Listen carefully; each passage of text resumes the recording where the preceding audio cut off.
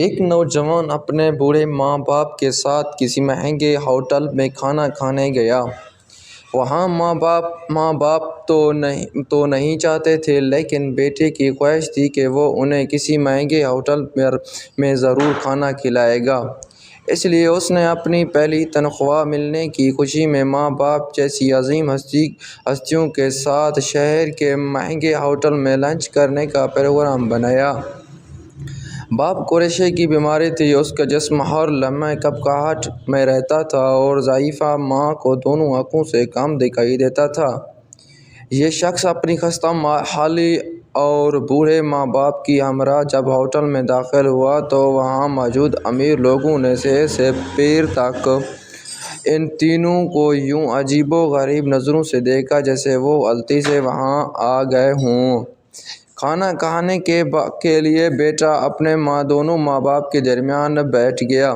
وہ ایک نوالا اپنے ضعیفہ ماں کے منہ میں ڈالتا اور دوسرا نوالا بوڑھے ماں باپ کے منہ میں۔ کھانے کے دوران کبھی کبھی ریشے کی بیماری کی باعث باپ کا چہرہ ہل جاتا تو روٹی اور سالن کے ذرے ماں باپ کے چہرے اور کپڑوں پر گر جاتے۔ یہی حالت ماں کے ساتھ بھی تھی۔ وہ جیسے ہی ماں کے چہرے کے پاس نوالا لے جاتا تو نظر کی کمی کے باعث وہ انجانے میں ادھر ادھر دیکھتی تو اس کے بھی منہ اور کپڑوں پر کھانے کے داغ پڑ گئے تھے۔ ارد گرد بیٹھے لوگ جو پہلے ہی انہیں حقیر نگاہوں سے دیکھ رہے تھے، وہ اور بھی منہ چڑھانے لگے کہ کھانا کھانے کی تمیز نہیں ہے اور اتنے مہنگے ہوٹل میں آ جاتے ہیں۔ بیٹا اپنے ماں باپ کی بیماری اور مجبوری پر آنکھوں میں آنسو چھپاتے، چہرے پر مسکراہٹ سجائے، ارد گرد کے ماحول کو نظر انداز کرتے ہوئے ایک عبادت سمجھتے ہوئے انہیں کھانا کھلاتا رہا۔ کھانے کے بعد وہ ماں باپ کو بڑی عزت و احترام سے واش بیسن کے پاس لے گیا۔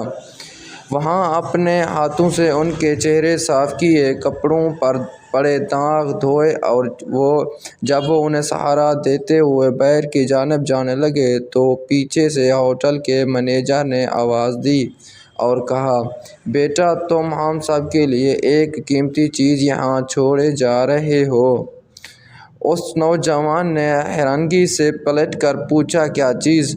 مینیجر اپنی اینک اتار کر آنسو پوچھتے ہوئے بولا، نوجوان بچوں کے لیے سبق اور بوڑھے ماں باپ کے لیے امید۔